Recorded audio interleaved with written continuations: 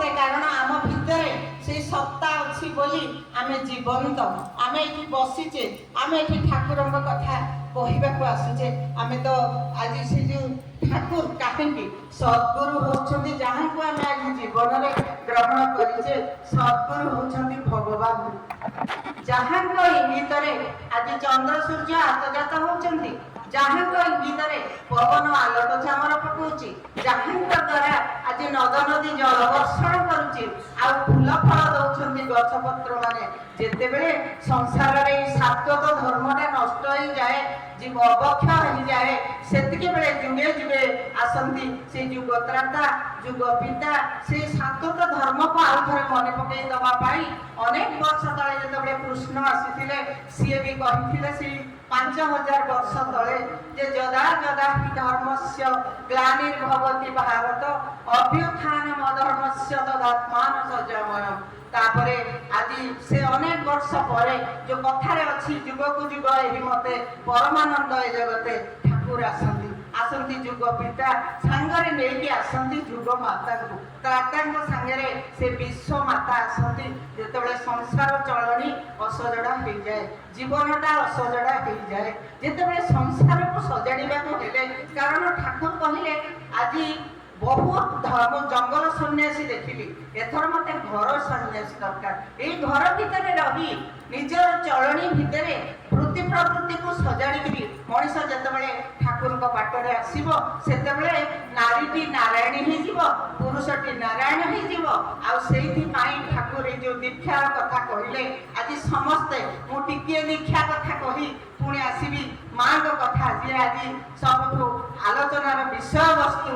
ଆଜି 30 ବର୍ଷ 131 ବର୍ଷ ତଳକୁ ଆମେ ଫେରିଛେ, ସେଇ ତାଙ୍କରି ସ୍ମୃତି ଚାରଣ କରୁଛେ। ସେଇ ଯୋଉ ଗୋଟେ ବାରିଧାରା ଶ୍ରାବଣରେ ସେଇ ମା ଆବିର୍ଭୂତ ହେଇଥିଲେ, ତା ପୂର୍ବରୁ ସେଇ ଯେତେବେଳେ ଆମେ ଦୀକ୍ଷିତ, ଆମେ ଦୀକ୍ଷା ନେଲେ, ଯୋଉମାନେ ଠାକୁରଙ୍କୁ ପଚରା ହେଲା ଦୀକ୍ଷା କାହିଁ ନବୁ, ଦୀକ୍ଷା ନେଲେ କଣ ହବ? ଠାକୁର କହିଲେ ନାମ କରିବୁ, ନାମ କରିବା ପାଇଁ ଦୀକ୍ଷା ନବୁ। ନାମ କଲେ କଣ ହବ? ନାମ କଲେ ଯାହାକୁ ଜାଣି ନଥିଲୁ ସବୁ ଜିନିଷ ତୋ ଭିତରୁ ଜଳ ଜଳ ହେଇକିରି ଦିଶିବ। ଏଇ ପ୍ରସଙ୍ଗରେ ଥରେ ଶ୍ରୀ ବରଦା କହିଦେଲେ, ତାଙ୍କ ନାତୁଣୀ ଅର୍ଜମା ସାନ୍ୟାଲ, ଯିଏ ଏରୋଡ୍ରମରେ ଏବେ ବି ଅଫିସର ଅଛନ୍ତି, ସିଏ କହିଲେ ଦାଦୁ ଜୀବନ ପଥକୁ ବାଥେର କଣ ନେଇକି ଆମେ ସଂସାରରେ ଚାଲିବୁ? ଏଇଟା ଗୋଟେ ସଂସ୍କାର ଥିବା ଝିଅର ପ୍ରଶ୍ନ।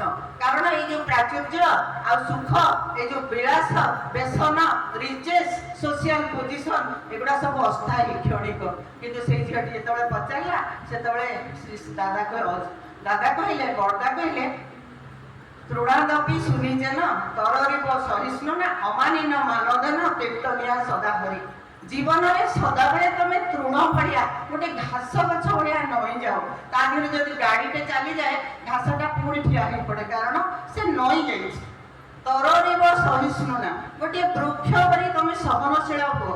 ବୃକ୍ଷରୁ ମଣିଷ ଫୁଲ ପାଏ, ଫଳ ପାଏ, କାଠ ପାଏ, ଛାଇ ପାଏ, ସବୁ ପରେ ବି ମଣିଷର ମନ ବୁଝେନି, ତାକୁ କାଟି କୁଟିକିରି ପୁଣି ଜାଳ କରିଦିଏ, ତାକୁ ବି ସେ ସହିଯାଏ। ସେମିତି ତରରିବ ସହିଷ୍ଣୁ ନା ଅମାନିନ ମାନ ଦେନା। ଆଜି ସଂସାରରେ ଆମେ ଯୋଉମାନେ ଭଲ ଅବସ୍ଥାରେ ଅଛେ, ଯୋଉମାନେ ଅବହେଳିତ, ଯୋଉମାନେ ଉପେକ୍ଷିତ, ଯୋଉମାନେ ତଳେ ତଳେ ଅଛନ୍ତି, ସେଇମାନଙ୍କୁ ଆଗ ମାନ ଦ।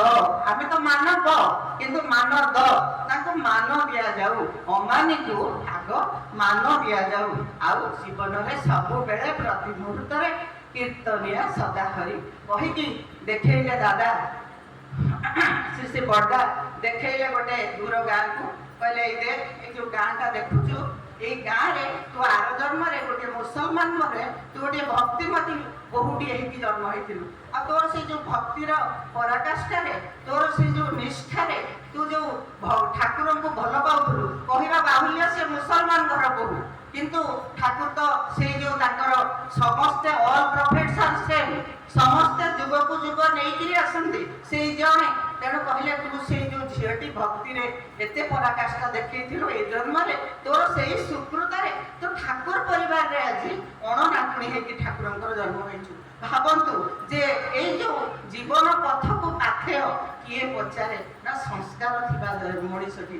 ଆଜି ଆମେ ସଂସ୍କାରିତ କି କଣ ସେ କଥା ତ ନାହିଁ, କିନ୍ତୁ ଆମ ହାତରେ ସବୁଠୁ ବଡ଼ ଅସ୍ତ୍ର ଆମେ ନାମ ପାଇଛୁ।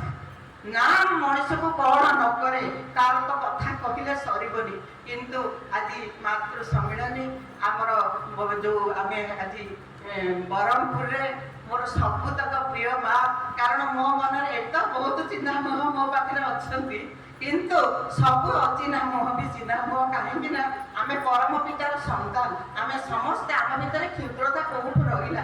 ସେଇ ଯୋଉ 131 ବର୍ଷ ତଳେ ଗୋଟିଏ ଝିଅ ଜନ୍ମ ହେଇଥିଲା ବାରିଧାରା ଶ୍ରାବଣରେ। ସେଇ ଝିଅଟି ଗୋଟିଏ ଯୋଉ ପଦ୍ମ ଫୁଲର ବାସ୍ନା ନେଇକିରି ପଦ୍ମା ନଦୀ ତୀରରେ ଜନ୍ମ ହେଇଥିଲେ ଗୋଟେ ଅନାମଧ୍ୟ ଗାଁରେ। ଝିଅ ଦିନୁ ସେଇ ଯୋଉ ଝିଅଟି ସେ ପିଲାଦିନୁ ସାଧାରଣତଃ ଝିଅମାନେ ଶିବ ପୂଜା କଲେ ଭଲ ବର ପାଇବେ ବୋଲି ସିଏ ବି ଆଇଙ୍କ କଥାରେ ପଡ଼ିକି ଶିବ ପୂଜା କରୁଥିଲେ। ଶିବ ପୂଜା କରିକିରି ସିଏ ଭଲ ବର ପାଇବା ପାଇଁ ତାଙ୍କ ମନରେ ଥିଲା, ଶିବ ପୂଜା କରିଥିଲେ। ବାହାଘର ଯେତେବେଳେ 11 ବର୍ଷ ବୟସରେ ବାହାଘର ହେଲା, ସେତିକି ବେଳେ ଗୋଟେ ମାନେ ବିବାହ କଣ, ସଂସାର କଣ, ସ୍ୱାମୀ କଣ, ଘରକରଣା କଣ କିଛି ତ ଜାଣିନଥିଲେ। କିନ୍ତୁ ବାଲ୍ୟ ବିବାହ ପ୍ରଥା ଭଳିଆ ସେ ଠାକୁରଙ୍କୁ ଦେଖିଥିଲେ। ତାପରେ ସଂସାର କରିକି ହାତ ଧରିକି ଠାକୁରଙ୍କର ଆସୁଛନ୍ତି ଗୋଟେ ନଦୀ ଆରପଟ ଗାଁକୁ, ସେଇଠି ଆସିଛନ୍ତି। ଠାକୁରଙ୍କୁ ତ ଦେଖିଥିଲେ, ଶିବ ପୂଜା କରିଥିଲେ, କିନ୍ତୁ ଶିବ ଶିବାର ଉର୍ଦ୍ଧ୍ୱରେ ସେ ସ୍ୱୟଂଭୂଙ୍କୁ ଦେଖିଲେ। ସେ ସ୍ୱାମୀ କିଏ ଚାହିଁଥିଲେ, କିନ୍ତୁ ଇଏ ତ ସ୍ୱାମୀ ନୁହନ୍ତି, ଇଏ ହଉଛନ୍ତି ଜୀବଜଗତର ସ୍ୱାମୀ। ସେ ତ ଚାହିଁଥିଲେ ଭର୍ତ୍ତାଟିଏ, ଇଏ ତ ଭର୍ତ୍ତା ନୁହନ୍ତି, ଇଏ ହଉଛନ୍ତି ଜୀବନରେ ହର୍ତ୍ତା କର୍ତ୍ତା ଦୈବ ବିଧାତା। ସେ ଚାହିଁଥିଲେ ଯୋଉ ତାଙ୍କ ଜୀବନରେ ତାଙ୍କ ଜୀବନ ବଲ୍ଲଭ ଯେ ଜାନକୀ ବଲ୍ଲଭ